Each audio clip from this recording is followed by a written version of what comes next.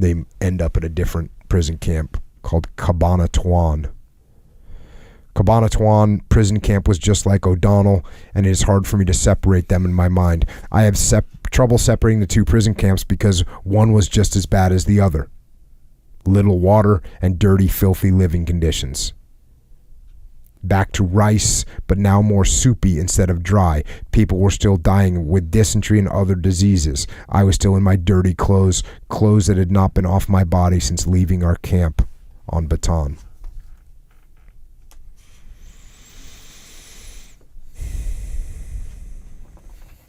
And now they're getting told that they're going to be transported back to the book. When we were told we were going to Japan, the Japanese made it sound like we were going to heaven. We would be leaving this stifling tropical heat and going to a climate that was cool and comfortable. They get transported to Manila, and eventually they get on a ship.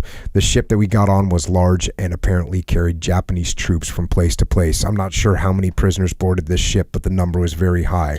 A later estimation put the number at 2,000. We would end up like sardines, except we were packed vertically instead of horizontally. It turned out lucky that I was to be on the floor, because even though I could not lie down and stretch out, I could at least sit and stand.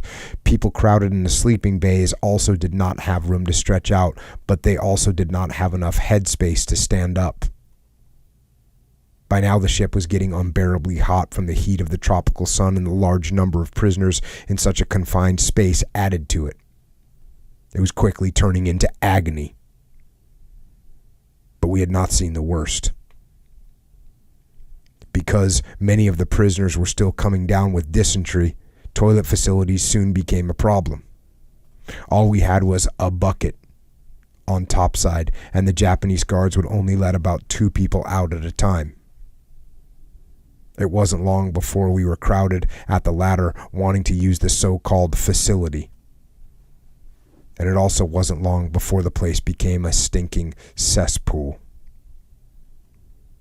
People soiled their clothes and everyone and everything around them. If anything, it was worse than Camp O'Donnell, because now everyone was confined in a small, overcrowded space, and you just could not get away from it. Getting drinking water was also just as bad, because it was also topside, and you got it when you went to the latrine. As expected under such conditions, people began to die. At first it was maybe 1 or 2 a day, and some days none, but eventually it got up to several a day. Most of the dying occurred at night for some reason. And in the morning they were passed up to the Japanese to be thrown overboard. Nights were probably more stressful because the hole that we occupied was in total darkness. You could not see a thing, but you could hear the constant moaning of men in agony. One night, all bedlam broke loose. There was loud screaming and thrashing of disturbed bodies, which caused a considerable uproar. In the dark, you could tell that many people were involved, even though they could not be seen. Next morning, we found out what happened. One of the prisoners had gone mad and started attacking everyone around him with his canteen. When he severely hurt several around him, it was obvious that he could not be restrained. He was killed by those around him with his own canteen. Next morning, he was lifted out of the hole with several others and slipped overboard. His troubles were over.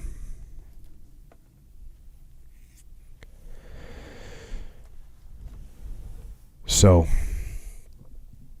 I don't know what is much worse than the situation that we're in right now. When you have guys going crazy, and the only choice that you're left as a fellow soldier is to kill your fellow soldier to prevent him from hurting anyone else.